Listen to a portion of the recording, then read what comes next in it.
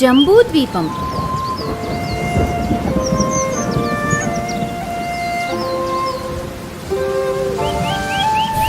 అది దట్టమైన కోనసీమ అడవుల అంచున ఉన్న కపిలతీర్థం అనే ఒక ప్రాచీన గ్రామం. అక్కడ గంగాధర శాస్త్రి అనే ఒక వయోవృద్ధుడైన పురావస్తు పరిశోధకుడు నివసిస్తూ ఉండేవాడు. ప్రాచీన గ్రంథాలు, తాళపత్ర నిధులు, విస్తృత చరిత్రలను శోధించడం ఆయనకు ఎంతో ప్రాణం. ఆయన వద్ద శిష్యుడిగా చేరాడు వర్ధన్ అనే ఒక ఉత్సాహవంతమైన యువకుడు. వర్ధన్కి చరిత్ర అంటే ఎంతిష్టమో అందులోని రహస్యాలను ఛేదించడం అంతకంటే ఇష్టం. శాస్త్రిగారితో కలిసి 5 ఏళ్లుగా ఎన్నో ప్రాచీన ప్రదేశాలను సందర్శించాడు. ఒకనాటి రాత్రి కుండపోతగా వర్షం కురుస్తోంది. దీపం వెలుగులో శాస్త్రిగారు చాలా పాతబడిన ఎర్రటి తోలు పొరతో చుట్టిన ఒక వస్త్రాన్ని బల్లపై పరిచారు. దాన్ని జాగ్రత్తగా విప్పి లోపల ఉన్న తాళపత్ర పటాన్ని చూపిస్తూ, వర్ధన్, నీకు ఆ జంబూద్వీపం అంటే తెలుసునా అని శాస్త్రిగారు తన గంభీరమైన గొంతుతో అడిగారు. అప్పుడు వర్ధన్ నవ్వి,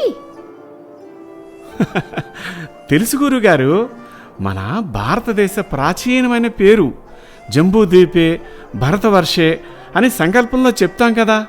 పూర్వకాలంలో ఆసియా ఖండాన్ని జంబూద్వీపం అనేవారని చదువుకున్నాను గురుగారు అని వర్ధన్ అనడంతో శాస్త్రిగారు విచారంగా తల ఊపుతూ, అది మన పుస్తకాల్లో చదువుకునే పరిమితమైన చరిత్ర వర్ధన్.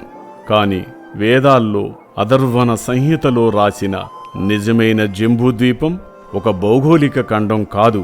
అది హిందూ మహాసముద్రం లోతుల్లో కాలం ఆగిపోయిన ఒక రహస్య ద్వీపం. అక్కడ లభించే జంబూరసం తాగిన వారికి ముసలితనం రాదు. అంతేకాదు, అక్కడ లోకంలోనే అత్యంత శక్తివంతమైన పారసమని ఉందని ఐతిహ్యం అని అన్నారు. అప్పుడు వర్ధన్ కళ్ళు ఆశ్చర్యంతో పెద్దవయ్యాయి. గురుగారు, ఇదంతా చూస్తుంటే పురాణ గాథలా ఉందే అని వర్ధన్ అడగడంతో శాస్త్రిగారు ఇలా సమాధానమిచ్చారు. ఉంది వర్ధన్, నేను 50 ఏళ్లుగా చేసిన శోధనకు ఫలితమే ఈ పటం. సమయం ఆసన్నమైంది. ఈ పటం ప్రకారం ఆ జంబూద్వీపానికి వెళ్లే దారి తెరుచుకోవడానికి త్రినేత్ర గ్రహణం మాత్రమే సరైన సమయం. ఆ గ్రహణం సరిగ్గా 13 రోజుల తర్వాత రాబోతుంది. మనం ఆ ద్వీపానికి పయనం కావాలి అని నిశ్చయంగా చెప్పారు శాస్త్రిగారు. శ్రీకాకుళం తీరం నుంచి శాస్త్రిగారు, వర్ధన్ ఒక ప్రత్యేకమైన పడవను సిద్ధం చేసుకుని సముద్రంలోకి ప్రయాణమయ్యారు. వారితో పాటు శాస్త్రిగారికి నమ్మకస్తుడైన నావికా విద్యలో ఆరితేరిన కటాక్షం అనే నల్లటి భయంకరమైన ఆకారం ఉన్న పడవ నడిపే వ్యక్తి కూడా వచ్చాడు.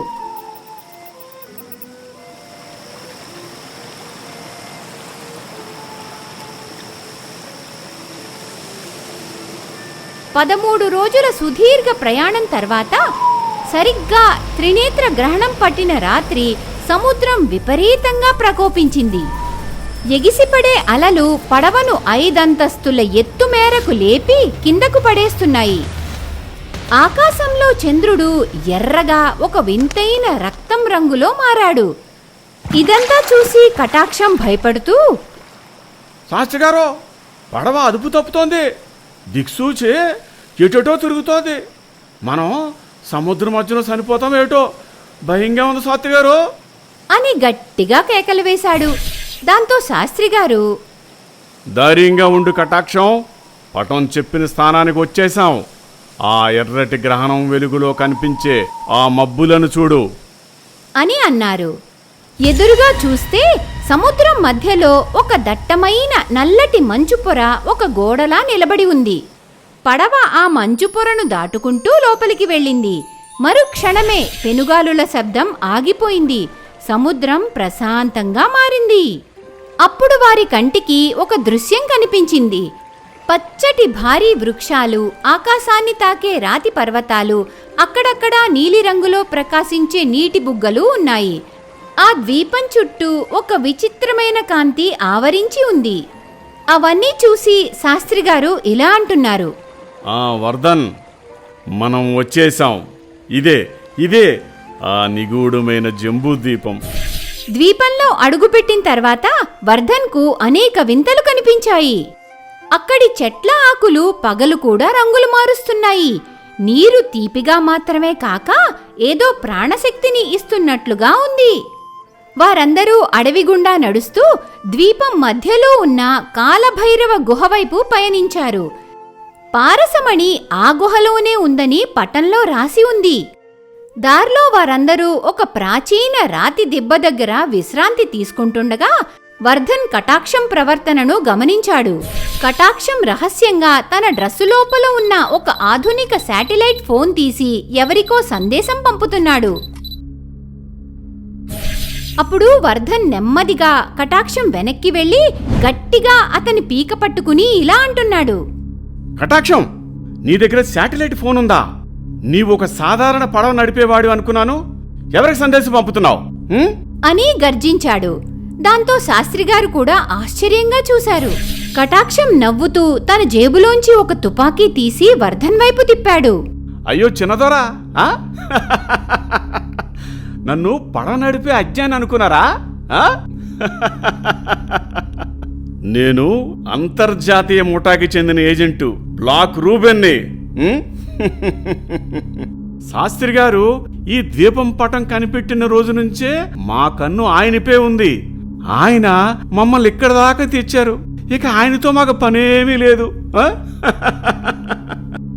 అని గట్టిగా నవ్వాడు కటాక్షం. సరిగ్గా అదే సమయంలో ఆకాశంలో ఒక హెలికాప్టర్ శబ్దం వినిపించింది. దట్టమైన ఆకాశం నుంచి పదుల సంఖ్యలో ముసుగు ధరించిన కమాండోలు కిందకు దిగారు.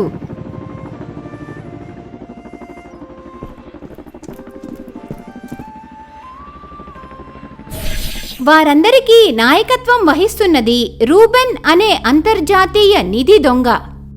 శాస్త్రిగారిని చూసి రూబెన్ ఇలా అంటున్నాడు. ధన్యవాదాలు శాస్త్రి గారు.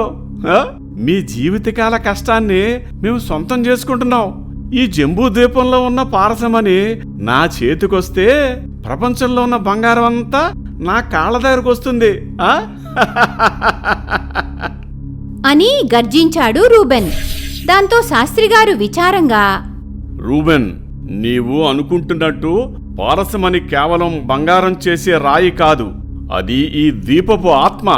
దాన్ని కదిలిస్తే అపారమైన వినాశనం వస్తుంది. శాస్త్రిగారు మాటలు విని రూబెన్ ఇలా అంటున్నాడు.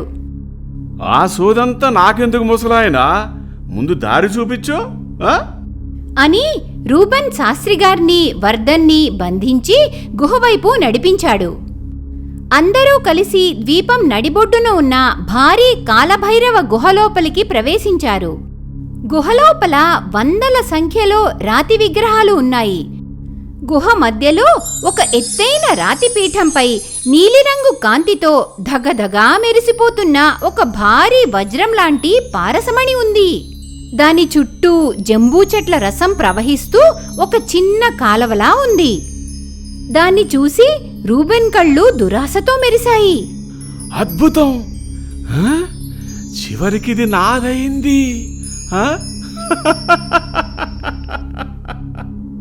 అని ముందుకు వెళ్తున్న రూబెన్ని శాస్త్రిగారు ఆపుతూ, ఆగు రూబెన్ అని అరిచారు శాస్త్రిగారు. ఈ మని చుట్టూ మంత్రరక్షణ ఉంది. ఆ పీఠంపై ఉన్న ప్రాచీన లిపిని చదివి సరైన క్రమంలో రాళ్లను తొక్కితేనే మని దొరుకుతుంది, లేదంటే విషవాయువులొస్తాయి అని శాస్త్రిగారు అనడంతో రూబెన్ తుపాకీని శాస్త్రిగారి నుదుటిపై గురిపెట్టి, అవునా, అయితే నువ్వే వెళ్ళి ఆ మణిని తీసుకొనిరా పో. శాస్త్రిగారు మెల్లగా అడుగులు వేస్తూ పీఠం దగ్గరకు వెళ్లారు. ఆయన రాతిపీఠంపై ఉన్న లిపిని చదివారు. కొన్ని రాళ్లను వరుసగా తొక్కారు. దాంతో మణి చుట్టూ ఉన్న వెలుగు కాస్త తగ్గింది. ఆ తర్వాత శాస్త్రిగారు ప్రశాంతంగా తన చేతులతో ఆ పారసమణిని అందుకున్నారు.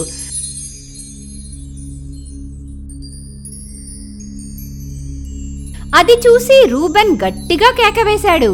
తెచ్చి నాకివ్వు శాస్త్రి. శాస్త్రిగారు మణిని పట్టుకుని నవ్వారు. ఆ నవ్వులో ఒక విచిత్రమైన భయంకరమైన కాంతి కనిపించింది. ఆయన తన వంగిపోయిన నడుమును నిటారుగా తిప్పారు. ఆయన ముఖంలోని ముడతలు మాయమవ్వడం మొదలైంది. తెల్లటి జుట్టు నల్లగా మారింది. క్షణాల్లో ఆయన ముసల్తనం మాయమై ఒక 40 ఏళ్ల బలీయమైన యోధుడుగా మారిపోయారు. అక్కడున్నవాళ్లంతా వర్ధన్తో సహా ఆశ్చర్యపోయారు. అప్పుడు వర్ధన్ నోరెళ్లబెట్టి, గురుగారు, మీరేంటిలా మారిపోయారండి?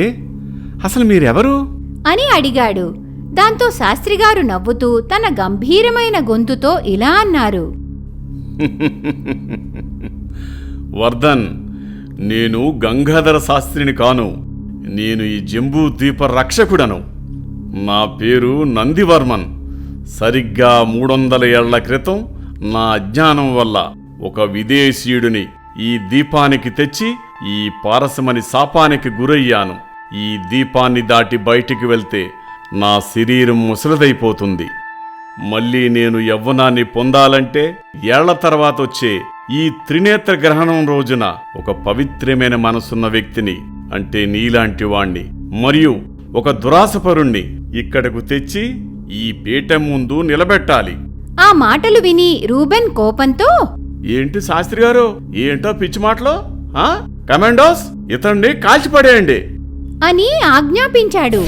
దాంతో కమాండోలు కాల్పులు జరిపారు. కాని ఆ తులసీతరమైన మణికాంతి ముందు ఆ బుల్లెట్లు గాల్లోనే కరిగిపోయాయి. ఆ తర్వాత నందివర్మన్ ముందుకొచ్చి ఇలా అంటున్నాడు.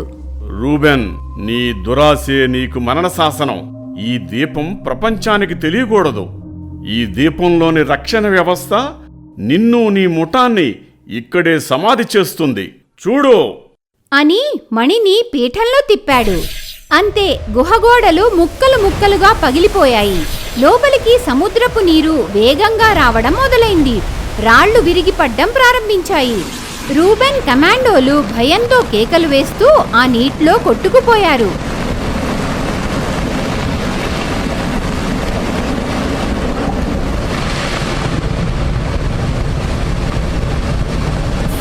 ఆ తర్వాత నందివర్మన్ వర్ధన్ చెయ్యి పట్టుకుని గుహ వెనక ఉన్న ఒక రహస్య దారి గుండా బయటికి తీసుకెళ్లాడు. ద్వీపం బయట ఒక చిన్న రాతి పడవ ఉంది. కాని వర్ధన్ ఇంకా ఆ ఆశ్చర్యం నుంచి తేరుకోలేదు. గురుగారు, అంటే ఇన్నాళ్ళు మీరు నన్ను వాడుకున్నారా? నా చేత ఈ పటాన్ని పరిశోధింపు చేసి నన్ను ఇక్కడికి బలి ఇవ్వడానికి తెచ్చారా అని బాధగా అడిగాడు. నందివర్మన్ వర్ధన్ భుజంపై చెయ్యి వేశాడు. ఆయన కళ్లల్లో నీళ్లు తిరిగాయి. లేదు వర్ధన్, నిన్ను నేను బలివ్వడానికి తీసుకురాలేదు. ఈ పారసమణిని తాకాలంటే అపారమైన జ్ఞానం, పవిత్రమైన హృదయం ఉన్న వ్యక్తి నా పక్కన ఉండాలి. నీవు నా శిష్యుడు మాత్రమే కాదు, నా ధర్మానికి ప్రతిరూపానివి. అందుకే నిన్ను కాపాడ్డానికి ఈ వెనక ఉన్న రహస్య మార్గానికి తెచ్చాను అని చెప్పి తన చేతిలో ఉన్న ఒక చిన్ని నీలిరంగు స్ఫటికాన్ని వర్ధన్ చేతిలో పెట్టాడు. ఇది జంబూ రసం ఘనీభవించిన రాయి. ఇది నీ దగ్గరుంటే నీకు ఎప్పటికీ ఏ రోగమూ రాదు. కాని ఒక్క మాటివు వర్ధన్, ఈ జంబూ ద్వీప రహస్యం నీతోనే అంతం కావాలి. మానవుడి దురాశ ఇక్కడ దాకా వస్తే ఈ ప్రపంచమే నశిస్తుంది అని అనడంతో వర్ధన్ ఆ రాయిని పట్టుకుని, అలాగే గురుగారు, మీకు మాటిస్తున్నాను. ఈ రహస్యాన్ని నా గుండెల్లోనే ఉంచుకుంటాను. కానీ మీరు నాతో రావటం లేదా అని అడిగాడు. దాంతో నందివర్మన్ చిరునవ్వు నవ్వి, నా స్థానం ఈ దీపంలోనే వర్ధన్.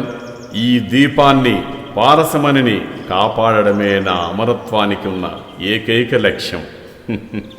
సెలవు అని వర్ధన్ని ఆ రాతి పడవలోకి తోసి దాన్ని సముద్రంలోకి తోశాడు.